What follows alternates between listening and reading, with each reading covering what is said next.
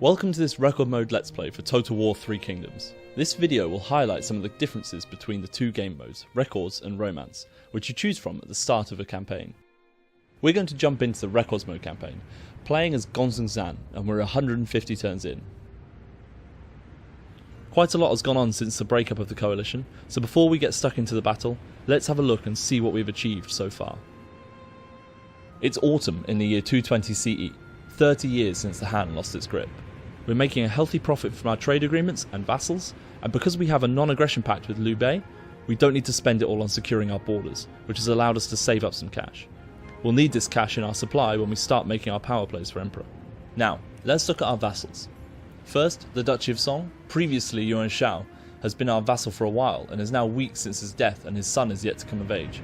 We've expanded and surrounded this territory, making up the north of China, using the Yellow River as a border between us and Liu Bei, who now claims his lands as the Kingdom of Shuhan. Our other vassal is Han Chong, who recently pledged his allegiance to us after a short war which forced him to bend the knee. If we head down to the campaign map, we can see Zan on the border of our territory neighbouring Ma Chao, son of the now deceased Ma Teng. We are within touching distance of the toolmaker resource of Anding, our first target, though Ma Chao's forces lie in wait, ready to reinforce. This battle will be tough, but we can take it, especially considering the characters we have in our force and the ancillaries they bring to the fold. Problems need an iron will. Zan wields the strategies of the warring states, gifting his entire army guerrilla deployment. This will allow us to rush in on the garrison army, avoiding some of the tower fire on our approach. Next we need to equip the stone archer to our strategist, Zhang Wudai. This will give 10% extra ammunition to all the archers in our army, giving a slew of extra bolts for our repeater crossbowmen, which could prove crucial to our victory. Let's make our move toward the resource. Do not yield! Be unrelenting! We can see that the garrison force numbers at around 960, though their ranks are made up of mainly militia. They should be relatively easy for us to crush. Ma Chao, however, has much higher tier units, as well as being a more than capable warrior himself, so we will need to prepare for his reinforcements. Let's jump right into the battle. First things first, let's take a look at the map. This battle will take place in a toolmaker resource map, one of the many different types of resource maps in Total War 3 Kingdoms, all featuring unique geography. We can see they also have arrow towers at the entry points to the town, so we'll need to get through those gates as quickly as possible. Now to our army. We have a well balanced force here with 2 units of axe bands providing good flanking ability and 4 Jian sword guards, who will act as our front line for Zhao Yun's retinue. Zan himself brings our shock cavalry, as well as 3 units of G infantry, which will help us take down Ma Chao's unique cavalry. Our strategist, Zhang Wudai, has brought 2 units of archers, 2 units of repeater crossbowmen and 2 white horse fellows, skirmisher cavalry unique to Zan's faction. Zan himself was known far and wide for his white horses, which famously kept the Mongols from attacking the north. Taking a closer look at the horsemen in his retinue, we can see that they all ride these famous white horses into battle. So here we are on the battlefield, and we can see that a storm has fallen on this toolmaker resource. Straight ahead of us we have these arrow towers, which will be our entry for our main forces. In the centre of the map, we have a capture point. This will provide a huge morale boost to our forces if we take it, so the enemy will try to defend this. First things first, we're going to move Zan and the rest of our cavalry to that right flank. They're going to try and flank round this right side so we can break in as quickly as we can. We're going to get our axe band men and put them on the left side to spread that enemy force a bit thinner, and we're going to get the bulk of our forces and put them facing towards this central tower, utilising our guerrilla deployment here, which is available from the ancillary we have equipped on Zan, and moving our whole army within touching distance of the enemy. Every minute's going to be key here. We've got our axe band men fighting on that left flank, and we're going to charge our cavalry as fast as they can into that swordsman unit there. As you can see, everyone's in walk mode. That's on by default for me, and that's just so that we can save stamina for fighting, as the units will be less effective the more tired they are, and this has much more of an impact on Records mode. As you can see, the range of fire for these repeater crossbowmen is much shorter, so we're going to move them up on the hill here to get a bit of a flank, and so they can shoot into the side of these units that are defending this tower. So we're going to get our axe bandmen charging on that left flank and get our swordsmen charging through the middle. Simultaneously, obviously our cavalry are now hitting this right flank and are going to melt right through those sword militia.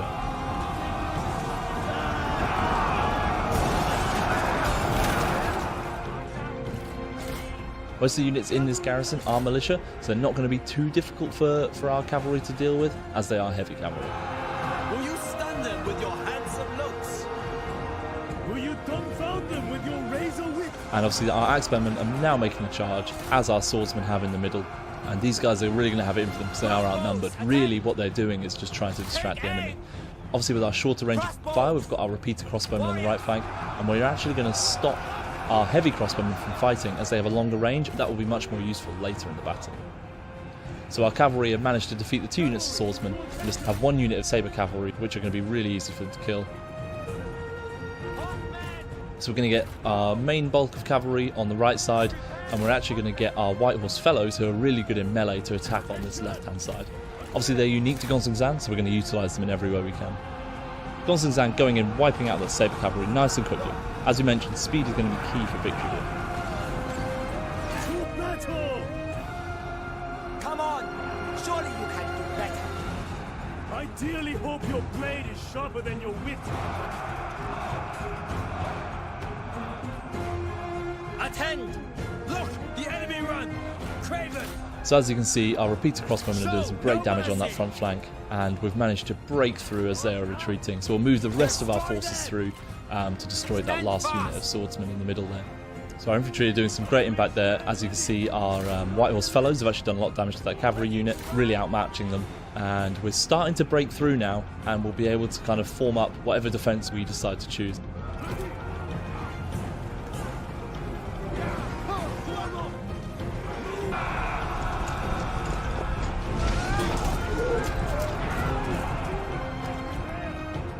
We're going to start Gonzang moving down towards this melee fight, just in case we don't break through. As you can see, we've taken quite a lot of losses to our front line, with almost half of the units that have fought already depleted. So as you can see, we're breaking through. Our axeman men are still fighting that left side. What we're actually going to do is get all of our range to move them up a bit closer so they're ready to come in once the fighting is done, and get Zhao Yun and Zhang Wudai to move up as well. We're going to get our G infantry to make a line up at the top, and we're going to get our Jian sword guard to make a defensive line on this flank on our left, which will defend our ranged, which will also split out the enemy a bit as well, as we need to divide and conquer.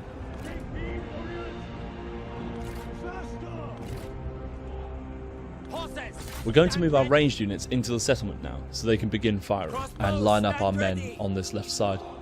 Get moving! March, warriors! Let's get our archers moving into the settlement to join the rest of our units, who are now lining up and taking their defensive positions, ensuring we have secure flanks. Swords! Swords drawn! Attend swordsmen! Blades prepare! Swords sharpened! Gonzang and the rest of our cavalry are walking to the back of our defence here, ensuring they regain some energy. Being in walk mode doesn't recover as quickly as standing still, but will improve it slightly. Now what we're going to do actually here is get our White Horse fellows and move them up round and try and get a flank on the infantry that are coming in with Ma Chao's army. We are also going to put our G infantry into spear wall formation and our Jian sword guard into shield wall formation. This enemy swordsman unit you can see here is a currently known bug. All of the exits around them are blocked, so they can't work out where to run. We have notified Dev of this bug, so let's just put them out of their misery here.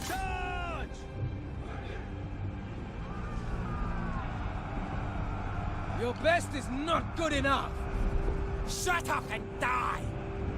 Xiao Ling and Zhang Wudai giving each other some fighting talk there. Even though warlords work differently in records mode, they still interact with each other on the battlefield. So our White Horse fellows are just firing at some men that are still retreating, but what we're going to do is we're going to move them up around the top here, as I said, to try and get a flank on. As we can see here, Gonzang is very tired. He's had his fair share of fighting already today, but he's not done yet. So we're going to stop them moving and get them to recover some energy. Now the unit has rallied and the AI is pulling it back to regroup with other units. We can reform our line into shield wall formation, and we've got the nice little bit of a rock face which is defending the centre between these two lines of infantry we've got set up. We can now see the infantry are starting to make their way through up the top of the map if you look at the top of the screen, and we'll move our range a little bit closer and see what they can do. Obviously the axebandmen are taking a lot of losses and we can't really get to them, so they are a bit of a lost cause. What we're going to do is we're going to get our ranged units to give a bit of supporting fire. To battle!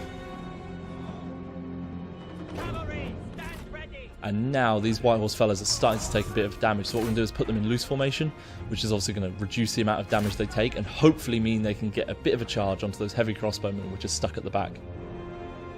Now, Gonzagzan and his cavalry, they're now very tired, so they're getting there. They're getting on the road to recovery. We'll just keep an eye on them and we'll use them momentarily. These axebandmen do a great job at defending that corner. The cavalry is still recovering, and the more we wait, the more impactful they will be when we find our moment to use them. The rest of our forces are in a good position, but that's only because our white horse fellows have drawn all the ranged fire away. We will need to start moving up soon. Our men flee the battlefield. It's really not looking good for these fellows.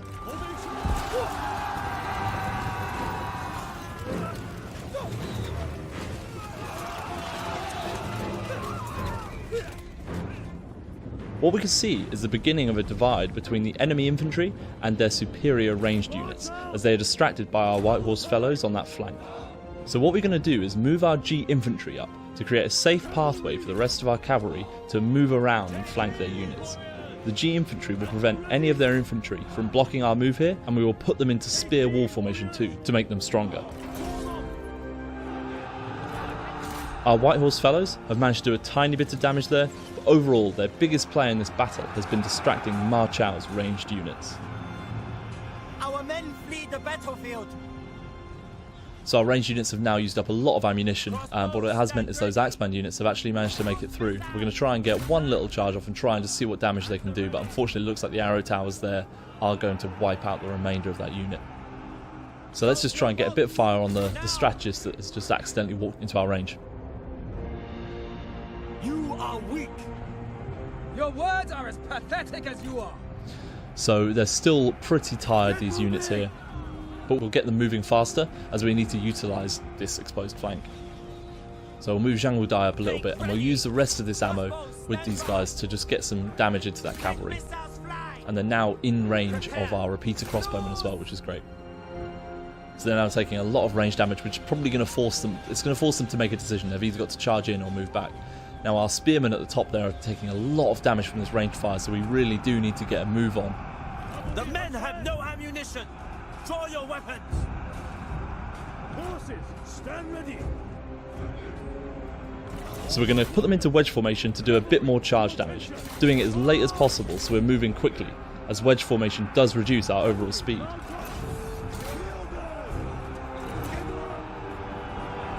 Do you wear red to hide the bleeding? No, to hide the bloodstains of my foes. So this is perfect. This takes out such a huge advantage for them. As you can see, one of their units, they've got such great range on them. One unit has already used all of its ammo, destroying some of our units. Bolts ready! The enemy run! Craven! We're actually going to move the rest of our units up, and we'll also put them in guard mode momentarily so they stop chasing any other units.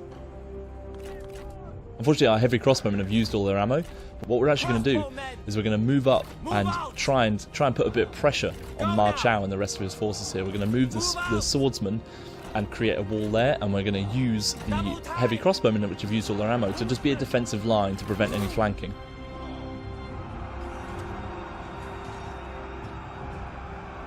And we're actually going to take a look and see who's got the most energy here. So I think it's, Gonzagzan and Zhao Yun, and let our other guys rest and just regain some stamina before we go in for more charges, because if not, they're just not going to be as effective in battle. While these two just mop up that. They're again, heavy cavalry, so should be fine on these heavy crossbowmen. It is fun to watch you improve. Focus your efforts on the enemy, perhaps. The time has come. Take heed, warriors! Hold Our steady. Men are running! The spineless cowards! So our repeater crossbowmen can start taking some shots at those swordsmen, and we're going to use our heavy crossbowmen in guard mode to try and defend this left flank so that our swordsmen don't get overwhelmed. Zhao Yun and Gonzagzan have managed to wipe out that remaining heavy crossbowman unit, meaning they no longer have any range left, which is obviously really great for us, as they were some of the stronger units for us to deal with.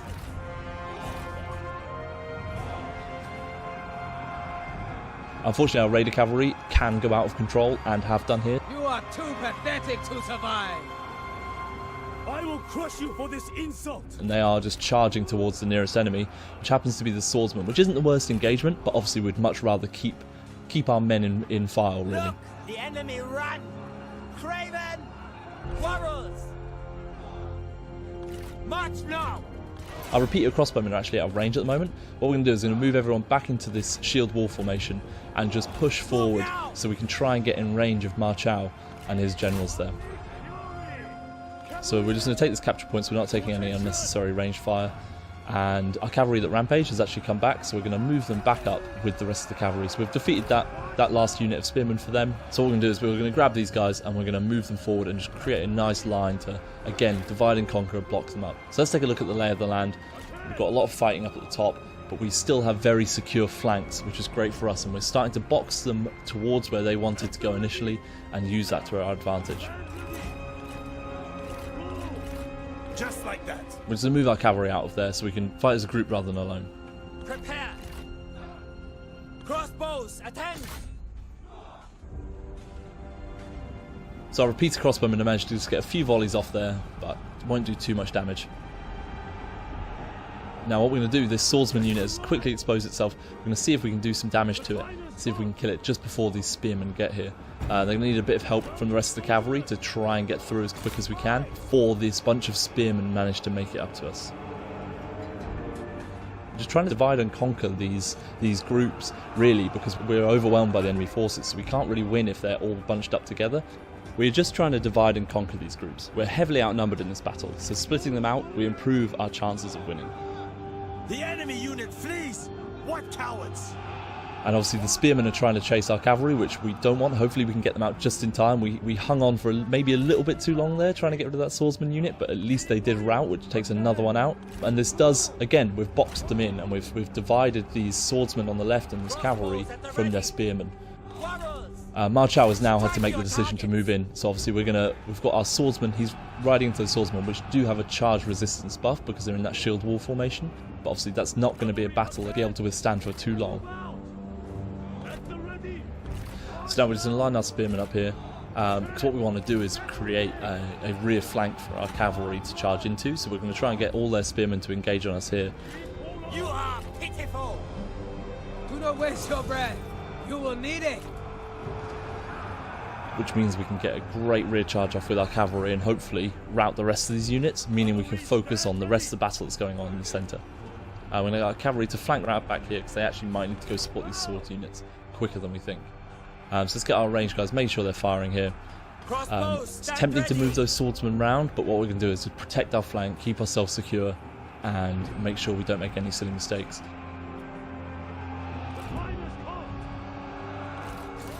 So Gonzagzan here, obviously leader of the White Horses, is going to lead the charge here into the rear of these spearmen. Crossbows, stand by! You have improved in my estimations. Here he goes, great rear charge, none of them turned round, which is great for us, meaning obviously we're going for a bit of a hammer and anvil technique here. The enemy warriors are running. Using this heavy cavalry to try and rout the units. One of them is gone, 3 left, but obviously our men are starting to waver themselves, so we actually need to be quick around the situation. Their cavalry, another charge. Obviously they're in shield wall formation, which gives them a bit of charge resistance, so hopefully those guys aren't dead. Destroy them. Let's go for our second charge. We're going to go for a great, hopefully another rear charge and clear out the rest of those units. Steel yourselves. But unfortunately it looks like they've actually managed to turn around just in time, because that has done tremendous damage to both of our units. Take care you are not trampled on the hoof. Ready. Yep, we've been outplayed there. Our warriors run. Craven, don't. We managed to knock 2/3 out of Gonzagzan's unit out. And it looks like he actually might be retreating the battlefield, along with one of the units of spearmen. Show no mercy. Shoot! But yep, that's it. Gonzagzan has decided that's enough. He's going to leave it to Zhao Yun and Zhang Wudai to try and wrap up this battle. So we'll get the rest of our units getting in here, getting involved in combat. Now, unfortunately, this does mean that if Gonzagzan does fully retreat, we do really need to win this battle, because if not, there's a percentage chance he will be captured. Now, I unfortunately forgot to take them off skirmish mode there, which means they were running away from the combat, but I noticed just in time, which means they can still get involved in that fight and defend that flank against the G infantry. Now, we've already taken a lot of losses, obviously Gonzagzan probably being one of the biggest ones, but hopefully this battle is swinging in our favour. As you can see, it's still relatively even at the bottom, so we're going to have to pick and choose these battles where we can, but it looks like they're in our hand. We've still got some ranged left. We've still got this cavalry left. A lot of their cavalry are bogged up in that fight there, which they had to take as they were taking ranged fire. But this has put ourselves in a great situation, getting one final flank off on those swords units. And we're actually going to push up to this victory point, which will mean that we'll get a morale boost, and hopefully that would be enough to cause a chain rout. The enemy aren't looking in a great position now. The balance of power is creeping up in our favour. We're going to get a charge off on these sword units. We can see that Ma Chao and Cao Ling are now starting to waver. They have unprotected flanks, and we are now starting to take the capture point. The enemy warriors are running. Yep, that's it. It looks like Ma Chao isn't going to fight to the death. He's going to try and flee. What a coward. But of course, that's not what we want here. We need to take his life. The battle may be won, but we need to get him down.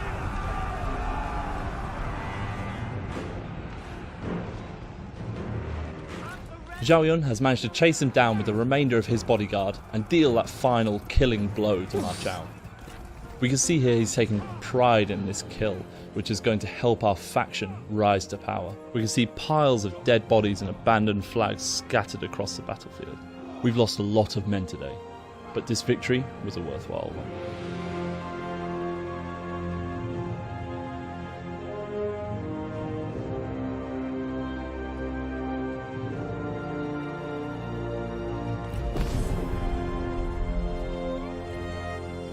They are surplus, nothing more. Here we have the post-battle screen, and we can see the losses we took. It was a Pyrrhic victory, but a worthy one, as it starts our power plays to becoming emperor. Obviously, Ma Chao's forces were absolutely decimated, and only a small force managed to escape. Everybody weighed in and got some kills, even Zhang Wudai wrapping some up at the end, even though he had a very supportive role throughout the battle. Looking closer at Ma Chao's army, we can see that him and all of his generals fell, which was our main aim.